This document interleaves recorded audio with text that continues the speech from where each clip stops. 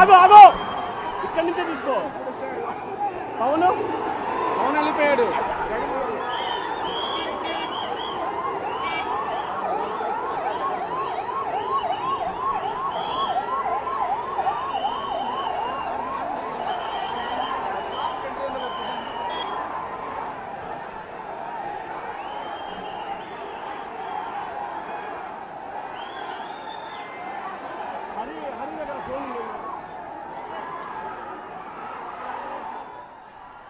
Right, ఇక Tirupati SVIMS hospital వద్ద ఉద్రిక్త పరిస్థితి చోటు చేసుకుంది.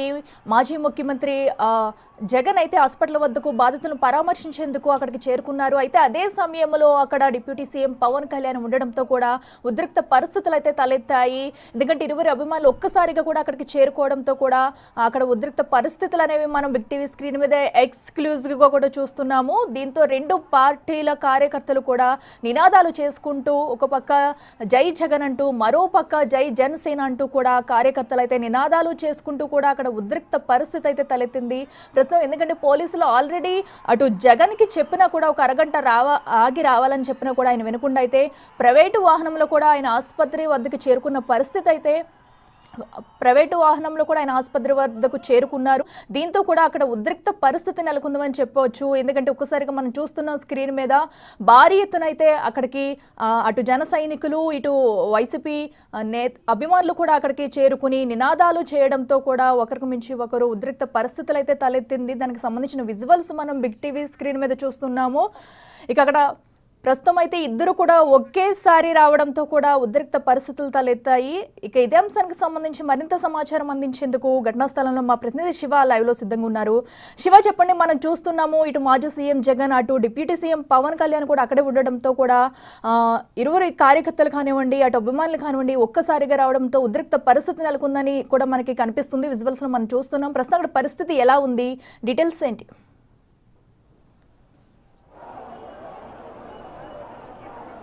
రైట్, మొత్తం మీద చూసుకుంటే గత కొద్ది సెకండ్ నుంచి అంటే దాదాపుగా 15-20 నిమిషాల నుంచి కూడా ఏదైతే తిరుపతికి సంబంధించిన రిమ్స్ హాస్పిటల్ ఉద్రిక్తత వాతావరణం చోటు చేసుకుంది. ఏదైతే ఈ ప్రాంతానికి సంబంధించి జనసేన అధినేత పవన్ కళ్యాణ్ మీడియా సమావేశం నిర్వహిస్తున్నారు. దాదాపుగా పవన్ కళ్యాణ్ 2 గంటల పైగా కూడా హాస్పిటల్లో ఉన్న పరిస్థితి కనిపించింది. మరొక వైపు 4 గంటల 50 నిమిషాల సమయంలో వైసీపీ అధినేత జగన్మోహన్ రెడ్డి రేణిగుంట విమానాశ్రయానికి చేరుకున్నారు. ఆయన అక్కడి నుంచి తిరుపతికి అంటే తిరుచానూరు రోడ్డుకు రావడం జరిగింది. అక్కడి నుంచి అప్పటికే పవన్ కళ్యాణ్ బయటకు వచ్చి అధికారులతో నాయకులతో తీవ్రస్థాయిలో ఆగ్రహం వ్యక్తం చేసిన పరిస్థితి కనిపించింది.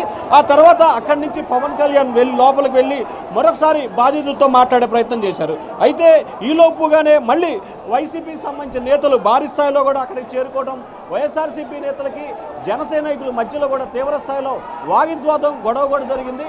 ఒకవైపు సీఎం డౌన్ జగన్ జిందాబాద్ అని చెప్పి వైసీపీ నేతలు నినాదాలు చేస్తుంటే మరొక వైపు బాబులకు బాబు పవన్ కళ్యాణ్ జనసేన జిందాబాద్ అంటూ కూడా నినాదాలు చేస్తున్న పరిస్థితి కనిపిస్తూ ఉంది. ఇక మరొక వైపు ఏదైతే వైసీపీ అధినేత జగన్మోహన్ రెడ్డి హాస్పిటల్లోకి వెళ్తున్నారు, అక్కడ తొక్కిసలాట కూడా జరుగుతుంది. పోలీసులు కార్యకర్తల్ని నేతల్ని కూడా చెదరగొట్టే ప్రయత్నం జరుగుతుంది. సో మొత్తం మీద చూసుకుంటే ఏదైతే సిమ్స్ హాస్పిటల్ సమీపంలో సరిగ్గా 10 నిమిషాల పాటు ఒక రకమైన ఉద్రిక్తత వాతావరణం అయితే చోటు చేసుకుంది. ఒక్క సెకండ్ ఏం జరుగుతుందో అనేది కూడా జరిగింది. ఎందుకంటే ఒకవైపు జనసేన అధినేత ఉప ముఖ్యమంత్రి పవన్ కళ్యాణ్ మీడియా సమావేశం నిర్వహిస్తుంటే అటువైపు నుంచి అంటే ఏదైతే హాస్పిటల్కి కుడివైపు నుంచి కూడా వైసీపీ నాయకులు అభిమానులు మాజీ మంత్రి పెద్దిరెడ్డి నేతృత్వంలో ర్యాలీగా భారీగా రావడం, అలాగే అదే ర్యాలీలో వైసీపీ అధినేత జగన్మోహన్ రెడ్డి మిడిల్లో ఉంటాం. సో ఇటు వైసీపీ నేతలు ఇటు జన సైనికులు ఇద్దరు కూడా కలిసిపోయిన పరిస్థితి కనిపించింది. ఒక దశలో ఇక్కడ పోలీసులు అయితే సరిగ్గా పట్టుమని 50 మంది కూడా లేని పరిస్థితి కనిపించింది. కానీ 5 నిమిషాల సేపు కొంత ఉద్రిక్తత వాతావరణం అయితే చోటు చేసుకుంది. ఏం జరుగుతుంది ఏమిటి అనే ఆందోళన అలజడి అయితే ఇరు పార్టీ నేతల్లో కలిగింది. ఎందుకంటే పోటాపోటీ నినాదాలు, ఒకవైపు జగన్ జిందాబాద్ అంటుంటే మరొక వైపు పవన్ కళ్యాణ్ జిందాబాద్ అంటూ, మరొక వైపు పవన్ కళ్యాణ్ జిందాబాద్ అంటే సీఎం డౌన్ అని చెప్పి వైసీపీ నేతలు. సో మొత్తం మీద చూసుకుంటే ఒక 10 నిమిషాల పాటు కూడా తీవ్ర ఉద్రిక్తత వాతావరణం చోటు చేసుకుంది. ఎందుకంటే వైసీపీ అధినేత జగన్మోహన్ రెడ్డికి అలాగే జనసేన అధినేత పవన్ కళ్యాణ్కి గత కొంతకాలంగా కూడా తీవ్ర స్థాయిలో అంటే రాజకీయ వైరం కంటే కూడా వ్యక్తిగత వైరం పతాక స్థాయికి చేరుకున్న పరిస్థితి కూడా కనిపించింది. సో ఏ క్షణాన ఏం జరుగుతుందో తెలియని కొంత ఉద్రిక్తత వాతావరణం చోటు చేసుకుంది. ఒకవైపు అభిమానుల్ని కంట్రోల్ చేస్తున్నారు, అయితే పవన్ కళ్యాణ్కి సంబంధించి అభిమానుల తీరుపై అసంతృప్తి కూడా వ్యక్తం చేయడం జరిగింది. మరొక వైపు వైఎస్ఆర్సీపీ నేతలు భారీ స్థాయిలో లోపలికి చేరుకురావడంతో ఉద్రిక్తత చోటు చేసుకుంది. ఎట్టకేలకు పవన్ కళ్యాణ్ తన స్పీచ్ని ముగించుకొని బయటికి వెళ్ళిపోయిన పరిస్థితి కనిపించింది. ఆ తర్వాత జగన్మోహన్ రెడ్డి హాస్పిటల్లోకి లోపలికి వెళ్ళి బాధితుల్ని పరామర్శించారు. సో ప్రస్తుతం అయితే కొంత ప్రశాంతమైన వాతావరణం చోటు చేసుకుంది. కానీ ప్రస్తుతం అయితే ఇటు జన సైనికులు ఇటు వైఎస్ఆర్సీపీ అభిమానుల మధ్య హాస్పిటల్లో అయితే ఒక రకమైన ఉద్రిక్తత వాతావరణం చోటు చేసుకుంది.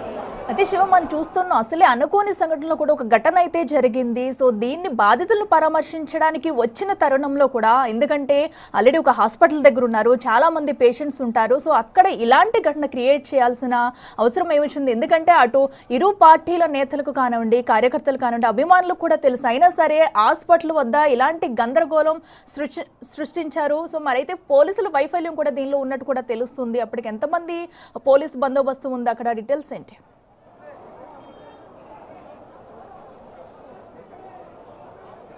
చాలా తక్కువగా మంది ఉన్నారు పోలీసులు. అయితే వైఎస్ఆర్సీపీ నేతలు కానీ జన సైనికులు కానీ వందల సంఖ్యలో ఇక్కడికి చేరుకున్నారు. ఎందుకంటే తమ అధినేత అంటే ఇరు పార్టీలకు సంబంధించి వాళ్ళ అభిమానులు నాయకులు ఉంటారు కాబట్టి ఆ అభిమానులు ఇటు రెండు పార్టీలకు సంబంధించిన అభిమానులు భారీ స్థాయిలో కూడా వందలాదిగా చేరుకున్నారు.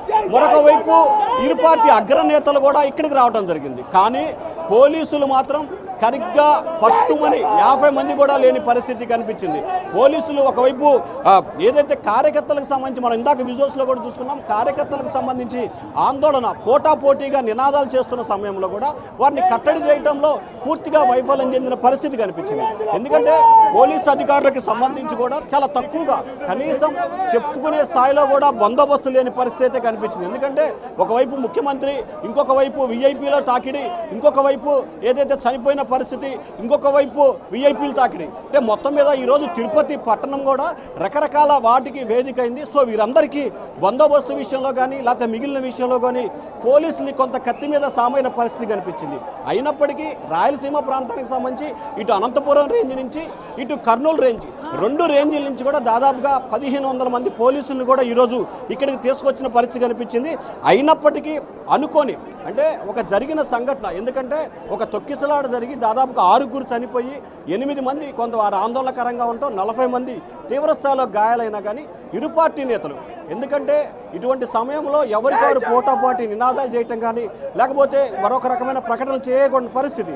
అయినప్పటికీ కూడా ఇరు పార్టీ నేతలు ఎవరికారు వారి అధినేత గొప్ప రీతిలో జిందాబాద్ జగన్ అంటూ, జిందాబాద్ పవన్ కళ్యాణ్ అంటూ హాస్పిటల్లో, ఇక్కడ ఏదేంటంటే హాస్పిటల్ కంటే కూడా కళాశాల, ఈ కళాశాలకు సంబంధించి విద్యార్థులు ఉంటారు, ఆ రోగులు ఉంటారు, మిగిలిన వారు ఉంటారు. కానీ అవన్నీ మర్చిపోయి రెండు రాజకీయ పార్టీ నేతలు వారి అధినేతని ప్రసన్నం చేసుకునే జిందాబాద్తోనే హాస్పిటల్ ప్రాంతం అంతా కొంత ఉద్రిక్తత వాతావరణం అయితే ఏర్పాటు చేసిన పరిస్థితి కనిపించింది.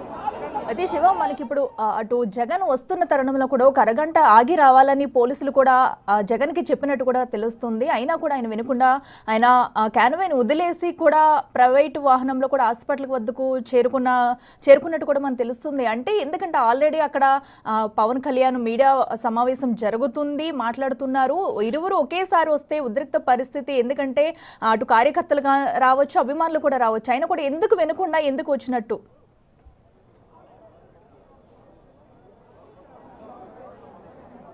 అంటే ఖచ్చితంగా మీరు అన్నట్లు కూడా ఏదైతే వైసీపీ అధినేతకి సంబంధించి ఆయన 5 గంటల 10 నిమిషాల సమయంలో రేణిగుంట విమానాశ్రయానికి రావటం జరిగింది. సో వచ్చిన తర్వాత ప్రస్తుతం ఏదైతే హాస్పిటల్లో రోగుల వద్ద ఉప ముఖ్యమంత్రి జనసేన అధినేత పవన్ కళ్యాణ్ ఉన్నారు.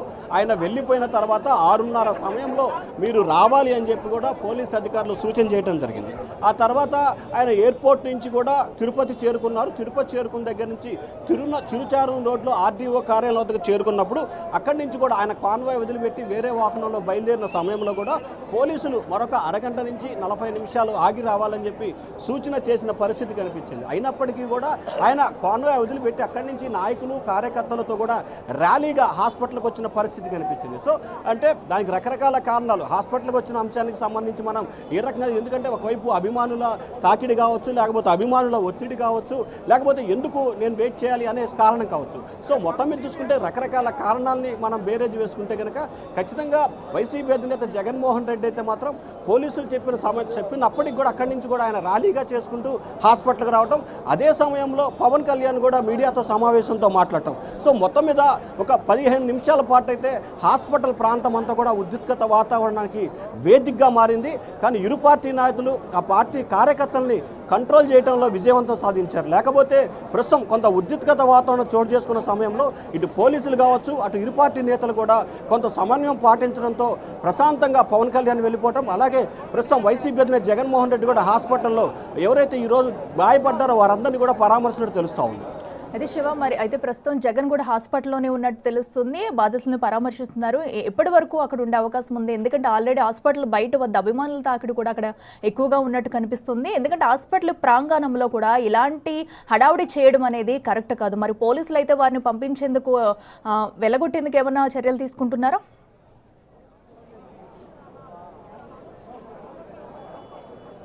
సో అయితే మరొక 20 నిమిషాల నుంచి అరగంట సేపు వరకు కూడా పవన్ కళ్యాణ్ ఇక్కడ ఉండే అవకాశాలు కనిపిస్తూ ఉన్నాయి. అయితే పోలీస్ అధికారులు అయితే ఎవరిని కూడా ఇక్కడి నుంచి పంపించే ప్రయత్నం అయితే చేయలేదు. అటు జన సైనికులు కానీ, ఇటు వైఎస్ఆర్సీపీ నేతలు కానీ, ఇరు పార్టీ నేతలు కూడా హాస్పిటల్ కళాశాల, ఎందుకంటే ఇది సిమ్స్కి సంబంధించిన హాస్పిటల్, అలాగే పద్మావతి ఉమెన్స్కి సంబంధించిన మెడికల్ కళాశాల. సో కళాశాలకు సంబంధించి ఉన్నాయి, లేకపోతే మిగిలిన విభాగాలకు సంబంధించి ఉన్నాయి, అన్ని రకాలకు సంబంధించి ఇక్కడ ఉన్నాయి. డాక్టర్స్ చదువుకునే వాళ్ళు ఉన్నారు, డాక్టర్స్ ఉంటారు, వాటికి సంబంధించి అన్ని రకాలు ఉన్నా కానీ ఒక రకమైన ఉద్రిక్త వాతావరణం, భారీ స్థాయిలో ఒక మొహరింపు, ఎన్నికల సభని తలపించే రీతిలో ఇరు పార్టీ నేతలు కూడా ఇక్కడికి ఒక బల ప్రదర్శన చేసే రీతిలో, తలదన్నే రీతిలో తీసుకొచ్చిన పరిస్థితి కనిపించింది. కానీ పోలీసు అధికారులు మాత్రం ఇరు పార్టీలకు సంబంధించిన కార్యకర్తలు ఎక్కువ స్థాయిలో ఉంటాం, వారిని కంట్రోల్ చేయడం పోలీసులకి కష్టసాధ్యమైంది. ఎందుకంటే పోలీసులు కార్యకర్తలు, ఇరు పార్టీ నాయకులు కార్యకర్తలు అయితే వందలాదిగా వేలాదిగా ఉన్నారు, పోలీసులు మాత్రం పదుల సంఖ్యలో ఉన్నారు. అప్పటికి కూడా పోలీసులు ఇరు వర్గాలని కట్టడి చేయటంలో, అంటే వివాదాలు జరగకుండా ఇరు వర్గాలని కట్టడి చేయడంలో పోలీసులు అయితే కొంతవరకు విజయవంతం సాధించిన పరిస్థితి కనిపించింది. కానీ హాస్పిటల్ ప్రాంగణానికి ఇరు పార్టీలు, ఏ పార్టీ అయినా కావచ్చు, ఇరు పార్టీలను కూడా ఈ స్థాయిలో కార్యకర్తలను హాస్పిటల్లోకి అనుమతించడం విషయంలో మాత్రం పోలీసుల వైఫల్యం స్పష్టంగా కనిపిస్తూ ఉంది. శివ, అయితే మనం చూస్తున్నాం ఇప్పుడు. Okay, right Shiva, thank you.